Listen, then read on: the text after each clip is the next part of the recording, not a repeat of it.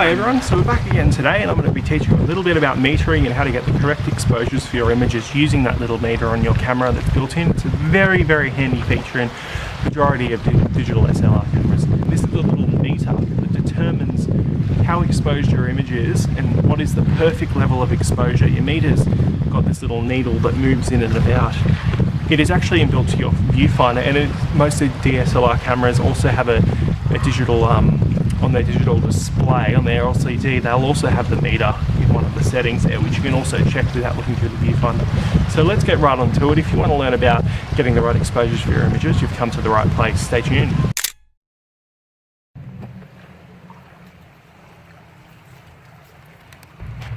Okay, so right now we're looking right through the viewfinder. I know it's a bit dodgy and a bit tricky, but as you can see right on the screen there, just down here, that's our shutter speed.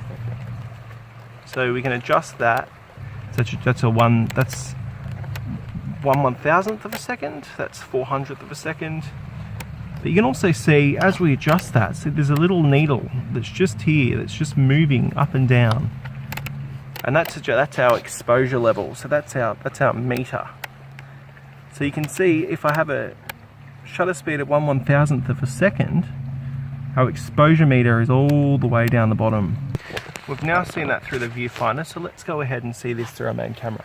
So you do not have to use this viewfinder up here in order for you to use your meter. You can actually use this little thing just here.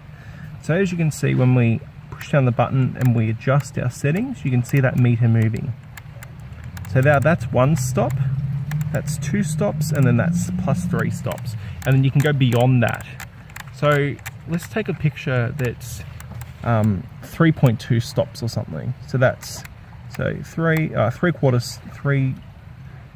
1/4 of the stop. So that's about there.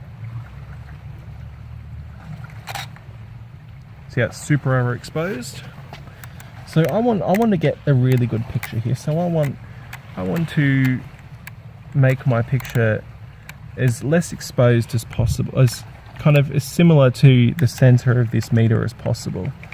So let's go ahead and fix that up now. So I want a depth of field that's semi-extreme. So in order to do that, we're going to have to set our aperture up to about 16, and we also want to adjust this accordingly. So it's still too bright, so we're going to take our ISO down one, and it's on 1 stop. So let's give 1 stop a go. Let's make it ultra sharp.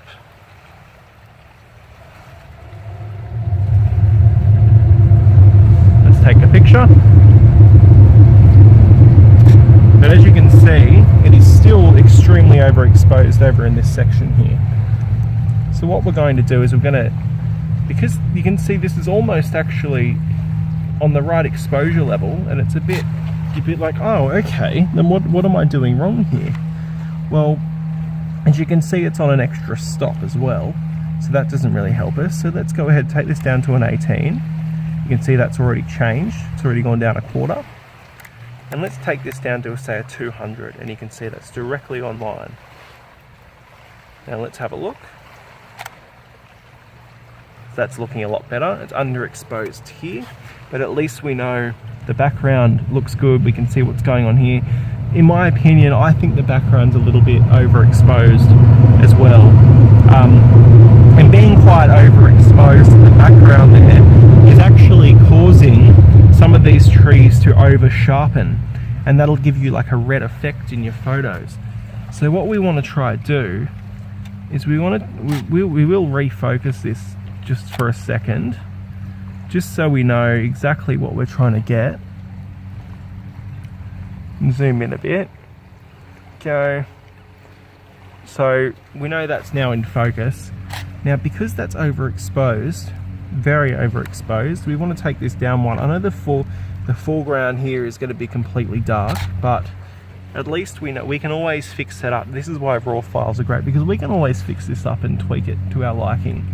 But as you can see now, it's not as overexposed as it would have been if we were to have had that little bit more exposure. So sometimes a meter can be a little bit wrong, but it just gives you a common guideline of what the right exposures and that would be at. But that's pretty That's pretty standard. That's pretty good for, you know, just going off that meter. So that's exactly how you'd run that.